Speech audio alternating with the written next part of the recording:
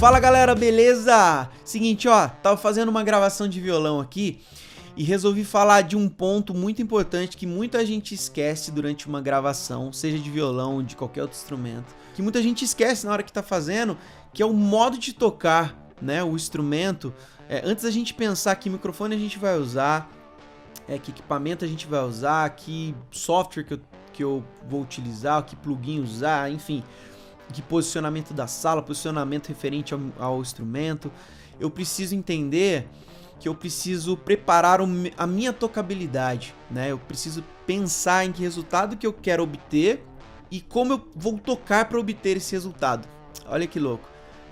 No caso do violão, por exemplo, se eu quero extrair um som um pouco mais brilhoso, por exemplo, se eu for tocar com paleta, por exemplo, eu preciso escolher uma paleta um pouco mais fina, um material um pouco mais leve, porque esse tipo de material, a hora que eu tocar, eu vou extrair um som mais brilhoso. As altas vão pintar mais da corda, né, das cordas, e um pouco dos graves também. A região média ela tende a cair um pouco, porém a projeção do violão vai ser menor, né? Ou seja, você vai ter um pouco menos de volume na hora da gravação. Consequentemente, se você quiser um som um pouco mais forte, presente, você vai tender a ter uma paleta mais grossa um pouco para gravar. Porém, você tem que tomar cuidado para não ficar muito forte, né? O som ficar meio empastelado, né? Tem gente que tem a pegada muito forte, às vezes vai usar uma paleta muito grossa e o som pode ficar um pouco zoado. Então tem que tomar cuidado com isso também. Porém, as paletas mais grossas vão trazer um resultado estético, né, de equalização um pouco mais médio. Vai ter mais presença o violão e as altas vão tender a cair um pouco na gravação e a região média ela vai aumentar um pouco. Então, olha que louco, a paleta que você vai usar vai definir parte da equalização. Uma coisa muito legal também é a região que você toca no violão. Se você tocar um pouco mais perto do cavalete ali, né, a parte de baixo do violão, você vai extrair um som um pouco mais médio também, você vai tender a perder um pouco dos graves e do brilho e vai pintar um pouco mais dos médios, até vai ter um pouco das médias altas também, mas você vai perder um pouco dos graves, você já vai ter um certo filtro ali nos graves quando você fizer isso. Se você tocar, por exemplo, um pouco mais perto do braço, você vai tender a ter mais brilho e um pouco mais de grave também, porém o médio ele vai cair um pouco. Então olha só, o elemento que você usa para tocar, a posição que você toca, vão te dar resultados de equalização antes de você pensar no microfone.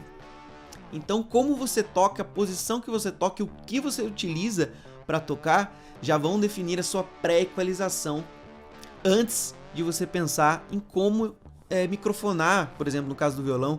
Então, antes da gente pensar, tô dizendo tudo isso para dizer para você que antes de você pensar em que microfone usar, que sala usar, que pré usar e tudo mais, pensa em como você vai tocar primeiro. Aí depois você pensa no violão que você vai usar para um efeito estético que você procura. Aí qual corda usar para te dar um brilho a mais ou um pouco mais de definição, né? Por exemplo, as cordas com a tensão mais leve tendem a te dar mais brilho e um pouco menos a presença de médios. Se você usar tensões mais grossas, por exemplo, no caso do violão 0,12, por exemplo, até 13, você vai ter mais presença dos médios também.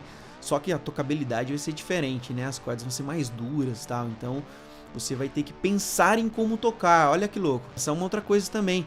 Às vezes você tem uma pegada forte, porém para gravação você tem que se atentar a se adaptar para aquilo que você quer alcançar, né? O resultado estético de som que você procura.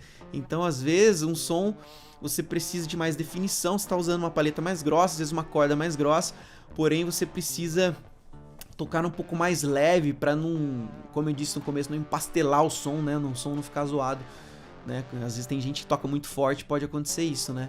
Então, muito legal a gente se atentar a isso. Então, todo esse né, esse processo que vem antes da gravação, é importante a gente se atentar para que a gente tenha um resultado estético satisfatório, né? Isso antes de pensar no microfone, de qualquer outra coisa, tá?